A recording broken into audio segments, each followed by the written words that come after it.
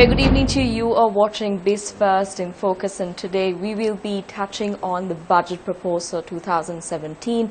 The government has a broad view of how exactly it's going to generate revenue, and the tax component plays a pivotal role in it.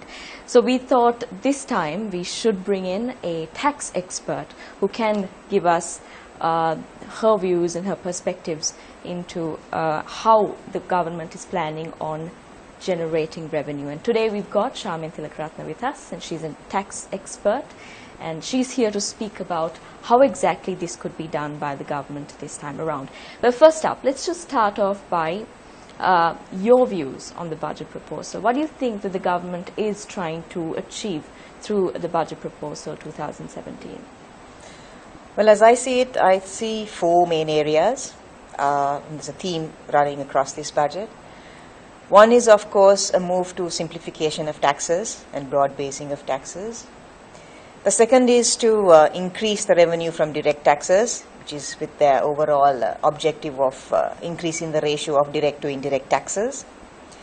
Thirdly, we see there's a big emphasis on improving tax administration. There's a proposal to set up a National Tax Council and the Office of Tax Ombudsman. The exact role of the National Tax Council is yet to be defined, but I hope it will be involved in future tax policies so that we see consistency. There's also a move to reduce the time given to the Indian Revenue Department for assessments and determining of tax appeals, so as to contract the time spent on litigation of tax disputes. And fourthly, we see an attempt to, as I said, to increase taxes, where a certain structure, or let's say rational structure, has been brought into the tax structure, especially to corporate tax structure, where it has been made a three-tiered tax structure as opposed to what we have currently. We have a multi-tiered tax structure. So it's been taken off, a three-tier has been introduced with the objective of simplifying taxes. Well, you spoke about a tax council and how exactly a monitoring process could take place in order to cut down on certain loopholes and to really bring that down. But has the government come up with a system where it can really bring in that whole perspective into play? As in, why hasn't the government brought it? Why didn't the government bring it in the last time when the budget proposal was given out? Well, it's something that took some time, I suppose, to formulate the policy, and it can't be done overnight. It also went hand in hand with the implementation of RAMIS. You mentioned tax loopholes, so a lot of reliance is going to be placed on RAMIS with the information management system. To enable them to catch these tax evaders and monitor the little hole through which they go out. So I guess it was brought in this time to go hand in hand with the RAMIS system. Well, tax returns are very important to determine how the budget of the successive year is going to be, and that's exactly how the government is going to design its budget itself. But recently, when the finance minister made a statement, he said that there are 43,000 corporate tax files, 21,000 VAT files, and 25,000 NBT files, which amounts to only about 9% of tax files in comparison to the total population of the country. Well, do you think it is fair for the government to slap exorbitant taxes on ordinary people just to catch up on it?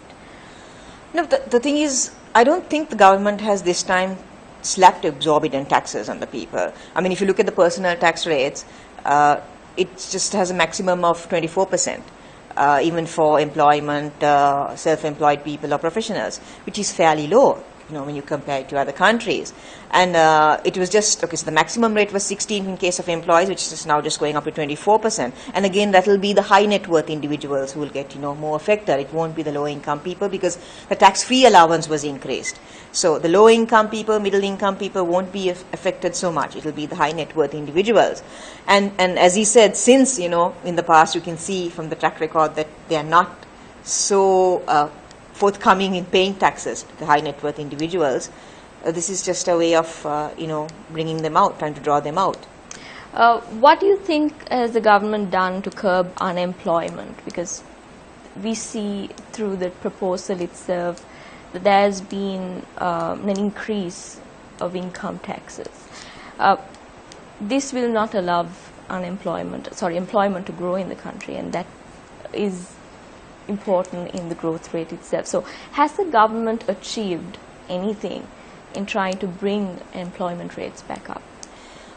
Well, with respect to the tax rates and employment, I don't think there is a correlation. I don't think it is just because you increase the tax rates that it will lead to unemployment.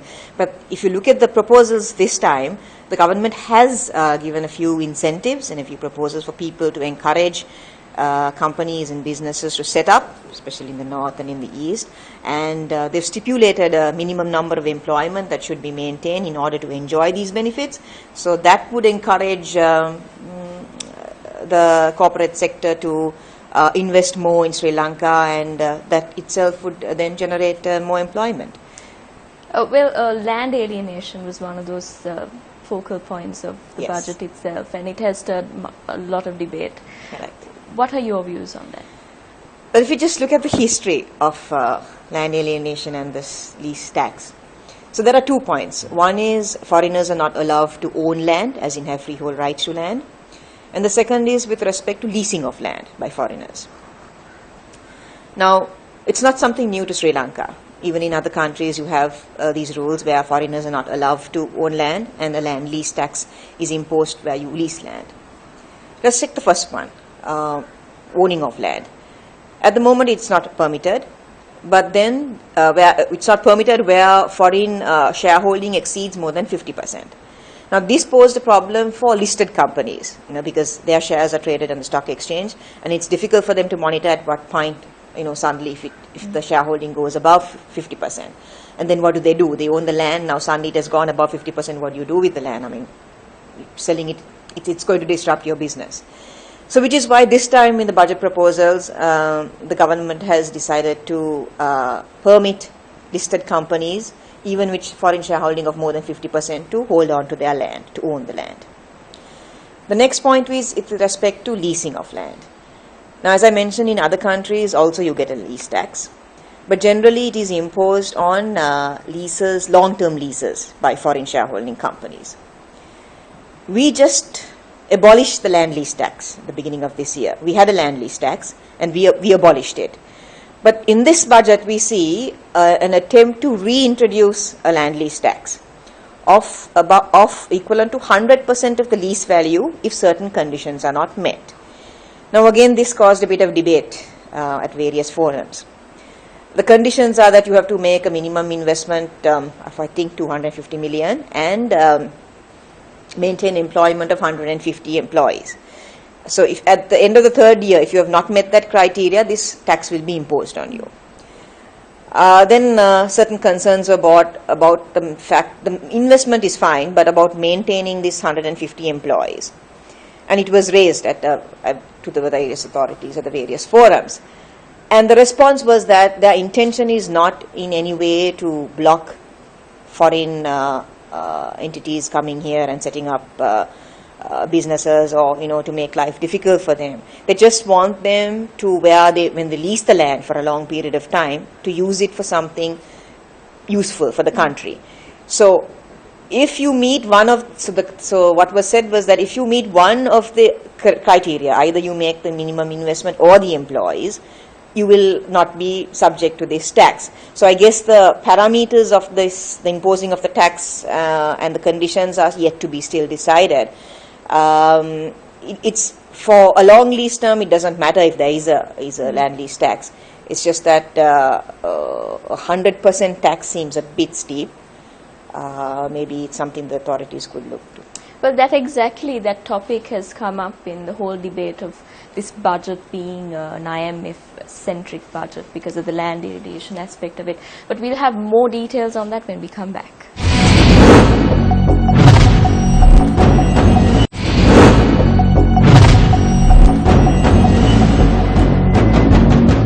Well, just before the break, we mentioned about land alienation. How exactly this will play out in the local market?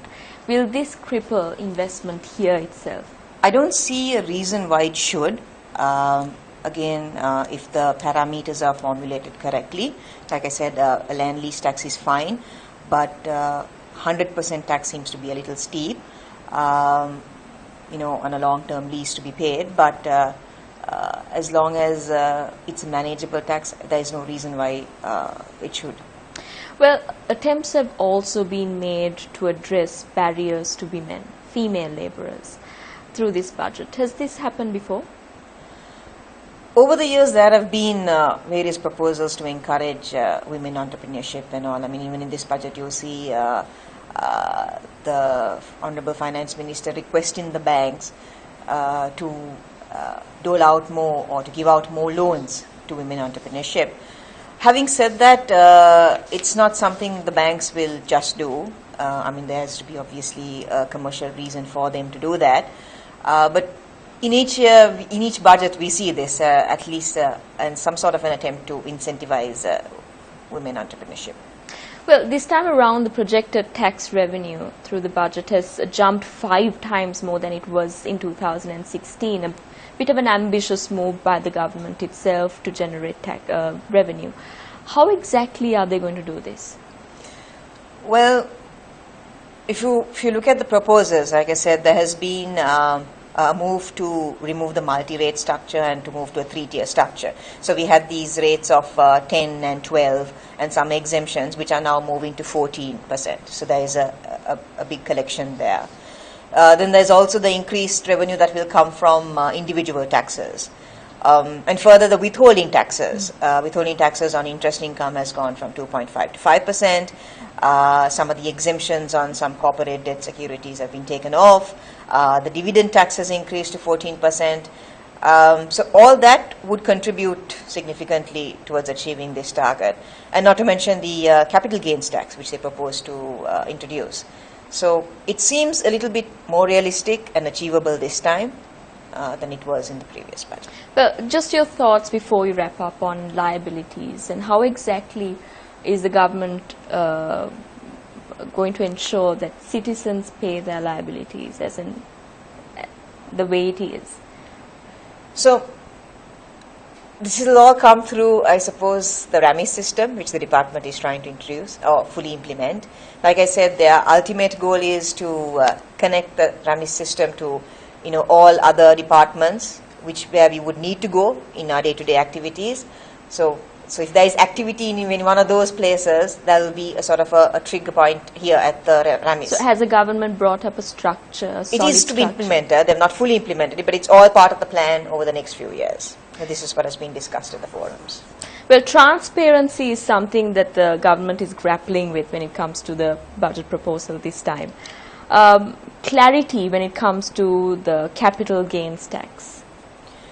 Right. How is it? Well, capital gains tax is a tax which you generally impose on the gains of a capital asset. It could be a movable capital asset, it could be a immovable capital asset.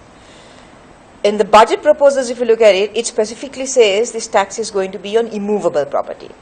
So that would leave out gains on immovable property such as shares. A big concern was whether gains from trading in listed securities would now be liable, which is at the moment exempt. And again, at the forums, at various forums, it was assured that that exemption will not be taken out. So that remains to be seen. But the capital gains tax per se is on gain on immovable property, on disposal of immovable property.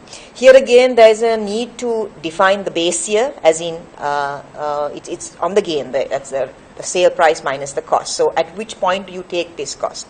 Is it in year 1? If you held the property for a long period of time, like 10 years, then do you still tax them? You inherit the property, you hold it for a long time, and you sell it. Should you tax it? Is it fair? So again, these are things that need to be spelled out, but what I feel is that the intention is not to tax the gain where you've held it for a long time, it's your ancestral property. It's more to tax the gain on those who deal in property, who buy and sell it regularly as an investment, it needs to capture those people. So it looks like the tax will be more to them rather than anybody who sells a land they want. Well, going green has been one of those aspects the government is focusing on, probably after the Paris Agreement itself. Sure. Does the budget have any incentives for going green? Well, I don't know about incentives, but they do have a penal charge, as in they've introduced a carbon tax, which will be included in your vehicle emission test, I think, which is, of course, a step towards encouraging you to go green and use of electric vehicles as opposed to. So it's moving towards that, I suppose, with this introduction. It's the first time we've introduced a carbon tax. So how realistic is this budget overall? What are your views on that? Like I said, I think it is more realistic and more achievable than the previous budget. They've, rationalized the tax structure. The jump isn't too great from what we are used to. Overall, there hasn't been much criticism from the business community on the tax proposals, at least. And I think it's But generally vehicle accepted. imports aren't.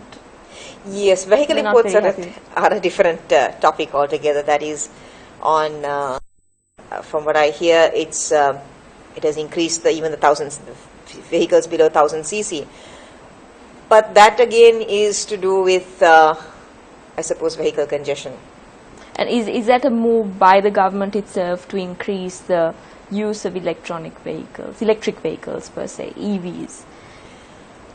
Yeah, I mean, even over the years, if you look at it, there's been always better concessions afforded to these electric vehicles, which means that they would like you to move towards that, which is not, I suppose, practical all the time, but certainly there has been an incentive towards electric vehicles. Well, with that, let's head into a short commercial break. But when we come back, we'll have more on Biz1st in Focus.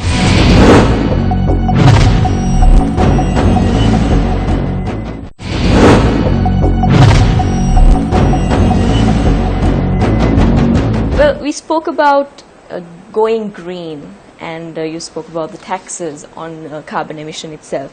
How exactly can we expand on it, and just tell us how businesses can strike that balance between growth and keeping up with government's demands to curtail carbon emission? Well, it's something that all companies need to focus on going forward. About waste management, about this carbon emission. Perhaps the government could, in addition to introducing maybe a carbon tax, there's also a form of carbon credits given for every time they do something that is beneficial to the environment, like sort of, let's say they feed in electricity, solar electricity into the power grid.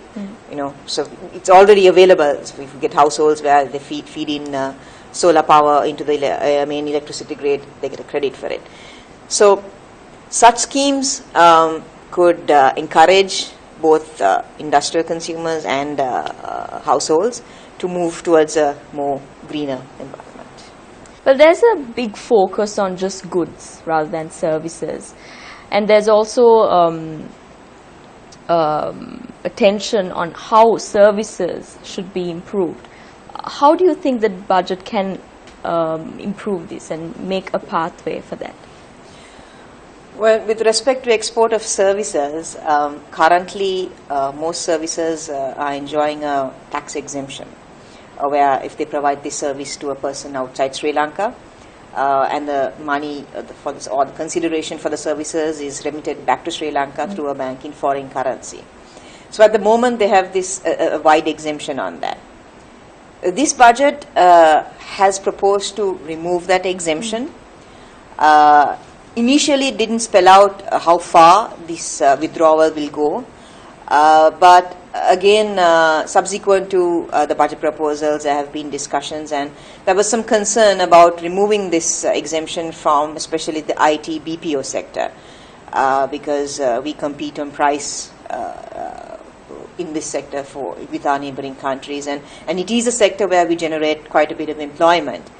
So I think the authorities have been very receptive to these comments, and there's been an assurance given that this exemption won't be taken off at least the IT BPO sector.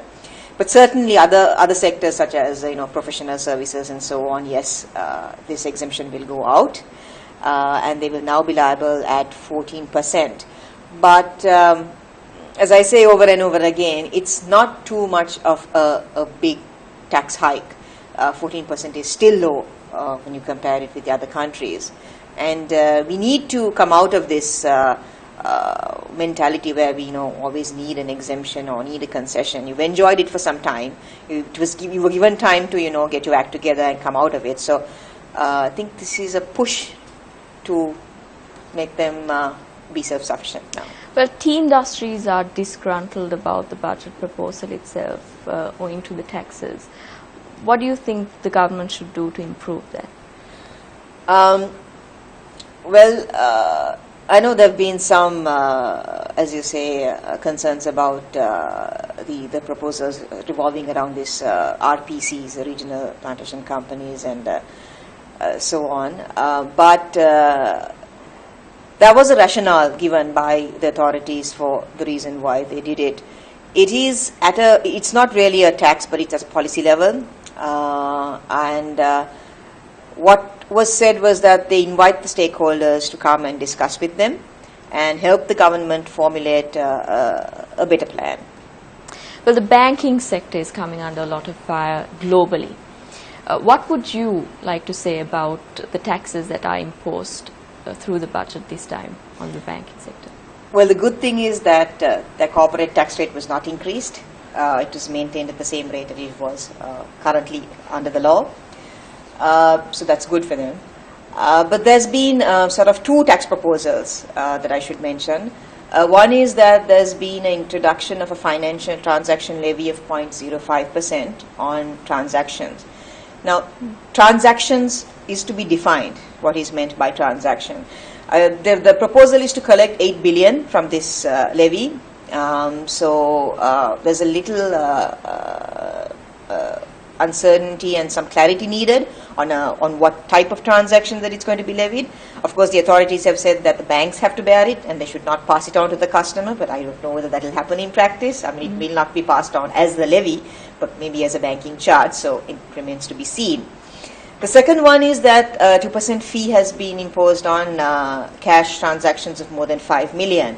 Now, the rationale for this is to encourage people to move out of the informal sector and move into the banking sector, and route all their transactions through the banking sector rather than use cash-based transactions. So these are the two main tax proposals that were introduced on banking and finance sector. Well, thank you very much, Shamin, for joining us on Biz1st in Focus.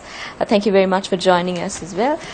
Next time we will have a new guest with more perspective and new insight as to how business should run in the country.